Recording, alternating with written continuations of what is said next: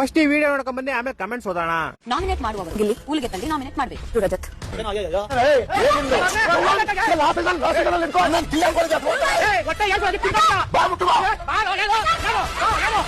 चलिए शुरू करते हैं. ಕಾವ್ಯ ಊಸರವಳ್ಳಿ ಅನ್ನೋರು ಲೈಕ್ ಮಾಡಿ. ಕಾವ್ಯನ ಮೊದಲು ಬಿಗ್ ಬಾಸ್ ಮನೆಯಿಂದ ಕಳಿಸಬೇಕು. ಅಶ್ವಿನಿ ಅಂತ 100 ಜನ ಇದ್ದರೂ ನಡೆಯುತ್ತೆ ಮನೆಯಲ್ಲಿ, ಆದ್ರೆ ಕಾವ್ಯ ನಂತರ ಒಬ್ಬರು ಇರಬಾರದು. ನನ್ ಮೇಲೆ ನಿನ್ಗೆ ಯಾಕೆ ಇಷ್ಟ ದ್ವೇಷ? ನಾನು ಏನ್ ತಪ್ಪು ಮಾಡಿದೀನಿ? ಕಾವ್ಯ ಅವಾಗ ಬದಲಾಗೋ ಊಸರವಳ್ಳಿ. ಪಾಸಿಟಿವ್ ಆರ್ ನೆಗೆಟಿವ್ ಒಂದೊಂದ್ಲಿ ಕಾವ್ಯ ಅಷ್ಟೇ. ಬೇಕಣ್ಣ ಈ ಲೋಪರ್ ನನ್ ಮಗನ್ ತಲೆ ಬೇಕೇ ಬೇಕು.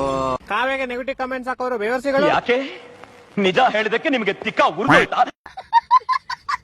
ನೆನ್ನೆ ಚೈತ್ರಕ್ಕ ಓವರ್ ಆಕ್ಟಿಂಗ್, ಯಾರಿಗೆಲ್ಲ ನೋಡಕ್ಕಾಗಿಲ್ಲ ಲೈಕ್ ಮಾಡಿ. ನೋಡ್ರಿ ಈ ವಾರ ಮನೆ ಮಗಳು ಸ್ಪಂದನ ಎಲಿಮಿನೇಟ್ ಆಗಬಹುದು ಅನ್ಸುತ್ತೆ. ಗಿಲ್ಲಿ ಒಬ್ಬನಿಗೋಸ್ಕರ ಯಾರ್ಯಾರು ಬಿಗ್ ಬಾಸ್ ನೋಡ್ತೀರಾ? ಗಿಲ್ಲಿ ಇಲ್ಲ ಅಂದ್ರೆ ಕಾವ್ಯ 0 ಅನ್ನೋರು ಲೈಕ್ ಮಾಡಿ. ಕಾವ್ಯ ಊಸರವಳ್ಳಿ ಅನ್ನೋರು ಲೈಕ್ ಮಾಡಿ.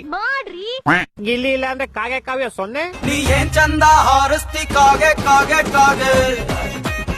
ಕರ್ನಾಟಕದ ಜನರ ಸಪೋರ್ಟ್ ಗಿಲ್ಲಿಗೆ ಇರುವ ತನಕ ಯಾವನ್ನೇ ಟಾರ್ಗೆಟ್ ಮಾಡಿದ್ರು ಏನು ಕೇಳಕ್ ಆಗಲ್ಲ. ಅವ್ರ ನನ್ ರೋಮ ಕೂಡ ಕಿತ್ಕೊಳಕ್ ಆಗ್ಲಿಲ್ಲ. ರಕ್ಷಿತಾ ಅಂಡ್ ಗಿಲ್ಲಿ ರಜತ್ ಸಪೋರ್ಟರ್, ಗಿಲ್ಲಿ ರಕ್ಷಿತಾ ಅಭಿಮಾನಿಗಳು. ಬೊಜ್ಜಿ ಗಿಲ್ಲಿ ಅಂದ್ರೆ ಹಾಸ್ಯ, ಪಂಚು, ರೋಸ್ಟರ್, ನಟ ಭಯಂಕರ, ಕರುನಾಡ ಆಸ್ತಿ. ಗಿಲ್ಲಿ ಅಂದರೆ